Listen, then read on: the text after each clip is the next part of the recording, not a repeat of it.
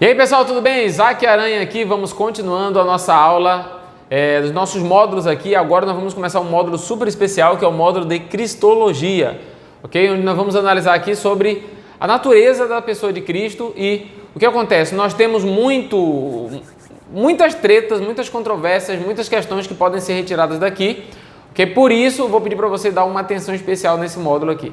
Todos os módulos são importantes, mas esse aqui também é e muitíssimo importante e tem uma relevância em prova muito grande, uma incidência grande em provas. Então, nós vamos focar aqui no que pode ser cobrado de você lá na sua prova. Tranquilo? Então, vamos lá.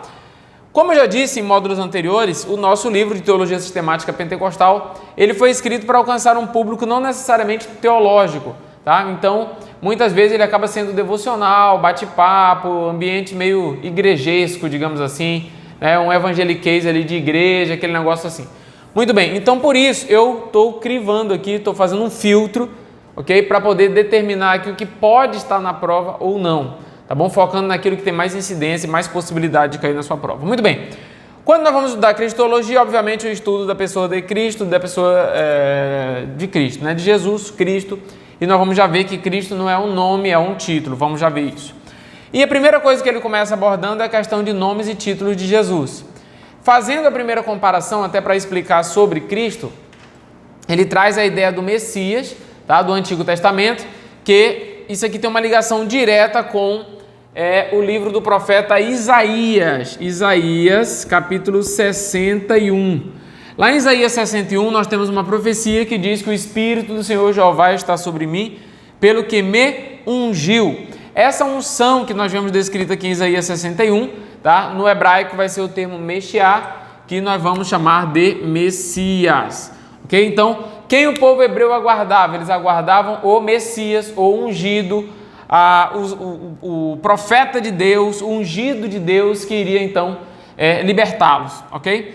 Lembrando que essa palavra Meshiá, Messias, de Isaías 61, ela vai ser transformada pela questão idiomática, tá? Quando acaba o Antigo Testamento, nós temos o período interbíblico, no período interbíblico nós temos a ascensão da língua grega. Quando o Novo Testamento começa com o Império Romano dominando, o idioma, a cultura, a mitologia, a filosofia eram gregas. Muito bem, e aí o termo Messias tem o seu equivalente em grego, que é Christos, tá? Cristo. Então, quem chama Jesus de Messias ou quem chama Jesus de o Cristo está afirmando que acredita que ele é o Messias que havia de vir. A declaração de fé mais importante da igreja, uma das mais importantes, estão lá em Mateus, no capítulo 16, a partir do versículo 16 em diante, eu diria até o versículo 18, tá? O que acontece? Jesus chega para os discípulos e pergunta quem o povo diz que eu sou, e aí a resposta errada dos discípulos, até que Jesus pergunta para eles, quem vocês dizem que eu sou? Pedro, o apóstolo Pedro diz, tu és o Cristo, o Filho do Deus vivo. Quando ele diz tu és o Cristo, ele está dizendo o seguinte, eu acredito que o Senhor é o Messias, que o profeta do Antigo Testamento havia dito que viria. Tá? Então tu és o Cristo, o Filho do Deus vivo.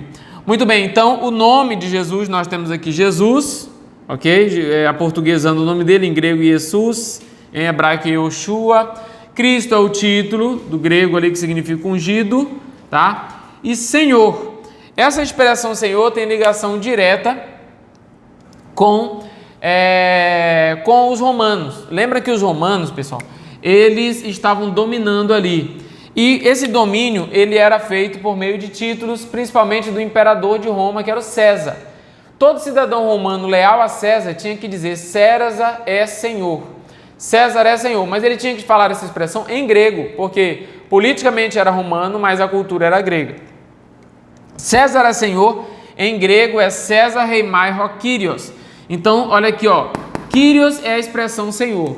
Quando nós, no português, chamamos alguém de Senhor, de Senhora, essa expressão, esse pronome de tratamento, acaba perdendo um pouco da força, porque nós chamamos de Senhor qualquer pessoa mais velha, qualquer pessoa de respeito, qualquer homem ou mulher, eu chamo de Senhor, de Senhora.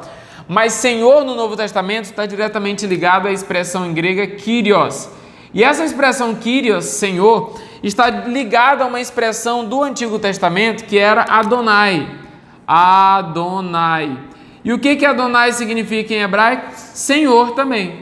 Senhor, ok? Essa expressão Adonai, ela é nada mais nada menos do que o nome impronunciável de Deus. Esse nome impronunciável de Deus nós chamaremos de tetragrama, que significam 4 letras. 4 letras que são impronunciáveis para nós. Por quê? Porque para eu pronunciar qualquer palavra, eu preciso ter sílaba. Na língua portuguesa, eu não consigo conceber uma sílaba sem vogal, ok? Então, esse tetragrama para nós, ele é impronunciável. Então, alguns rabinos pegaram algumas vogais, vocalizaram com sinais diacríticos o tetragrama e começaram a chamá-lo de Adonai, de Senhor. Então, na cultura hebraica e no século I, tá? Só chama alguém de Senhor se considerar essa pessoa como Deus, porque quem era chamado de Adonai era Deus, ok? E no Novo Testamento essa expressão Senhor foi dada a César, que era tido como um Deus, tá? Do panteão romano. Então, essa expressão Senhor vai ser muito cara, vai ser muito importante no Novo Testamento. Por isso que a Bíblia diz que você deve crer com o coração e confessar com a boca que Jesus Cristo é o Senhor, e esse Senhor aqui, é o Kyrios, tá? Paulo diz em Filipenses, capítulo 2, que todo joelho se dobrará e toda língua confessará que Jesus Cristo é o Kyrios. É essa expressão que Paulo usa, ok? Jesus Cristo é o Senhor. Tranquilo? E para concretizar que de fato ele é o Senhor, eu gosto muito de lembrar da estátua lá de Daniel, porque ela fala de poderio, ela fala de senhorio. Tá? Quando Nabucodonosor tem aquele sonho, vocês devem lembrar de uma estátua, e essa estátua, ele ficou perplexo porque ele não sabia o significado daquele sonho. Uma pedra que não foi retirada com mãos humanas atingia aquela estátua. Vamos lembrar da estátua? Vamos lá, que isso pode cair na sua prova, já caiu inclusive em anos anteriores em concurso do Exército. A cabeça é de ouro, o peito é de prata, o ventre e coxas de cobre e pernas de ferro, e o pé de ferro e barro. De acordo com a interpretação de Daniel, aquela estátua demonstra o poder humano, o Império Babilônico, o Império Medo-Persa, o Império Grego, o Império Romano, ok? E acredita-se que o pé de ferro e barro há alguma citação escatológica, tá? Para algum império dos dias de hoje. Mas o fato é que aquela estátua foi atingida por uma pedra e essa pedra aniquilou todos os reinos humanos. Isso aí, então, parece cumprir-se em Apocalipse, no capítulo 11, versículo 15, né? Começando o cumprimento aqui em Mateus 16, já que nós acreditamos que a pedra da igreja não é Pedro, a pedra da igreja é Cristo, tá? Sobre esta pedra edificarei a minha igreja e as portas do inferno não prevalecerão contra ela. Isso aqui é a pedra, e essa pedra é Cristo, e a pedra que foi retirada não com mãos humanas atinge, né, ali a estátua do poder humano, e Apocalipse 11:15 diz que todos os reinos do mundo vieram a ser do nosso Senhor e do seu Cristo. Todos os reinos do mundo vieram a ser do nosso Senhor e do seu Cristo, ok? Então, lá em Apocalipse 11, nós temos o cumprimento de algumas profecias de que o Senhor, de fato, o Kyrios, de fato, é o nosso Senhor, ok?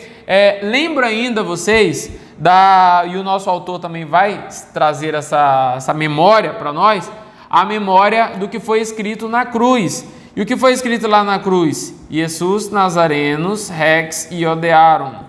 Essa expressão aqui é Jesus Nazareno, Rei dos Judeus, em latim, ok? Mas se você é um leitor mais atento e já prestou atenção para o que está escrito lá em João, no capítulo 19 e no versículo 19 também, você vai ver que essa expressão lá na cruz está escrito não somente em latim, mas também em hebraico e também em grego. Hebraico, grego e latim. A ordem é essa: primeiro hebraico, depois o grego, depois o latim, pelo menos na expressão citada na Bíblia, tá? Então, Jesus Nazareno, Rei dos Judeus, em 3 idiomas. E quando você lê lá em Filipenses, no capítulo 2, tá? O que nós temos lá é que chegará o dia em que todo joelho se dobrará e toda língua, panglossa, toda língua, confessará que Jesus Cristo é o Senhor. Todo mundo vai ter que um dia proclamar isso aqui, querendo ou não querendo, ok? Muito bem, pessoal. Então, eu quero que você recapitule essas expressões: Messias, Cristo, Kyrios, Senhor, o tetragrama, o Adonai, ok? Porque tudo isso aí pode ser feito um jogo de palavras para uma possível questão da sua prova, ok? Então esse aqui é o assunto primeiro que eu quero destacar com vocês, a questão dos nomes e títulos de Jesus. Foi dado muita ênfase pelo nosso escritor e eu também quero que você dê ênfase para isso aqui, faça as anotações e vamos em diante para o próximo vídeo. Tranquilo? Se você já printou, já anotou tudo, então é o seguinte, não vai para a próxima aula sem ir para a próxima aula já sabendo o que é Kyrios, o que é Adonai, o que é Senhor, o que é Cristo, o que é Messias, para que a gente possa na próxima aula entrar nas teorias sobre a dupla natureza de Cristo, especialmente aquelas errôneas que nós chamamos de heresias, tá bom? Te espero lá, até o próximo vídeo. Tchau, tchau.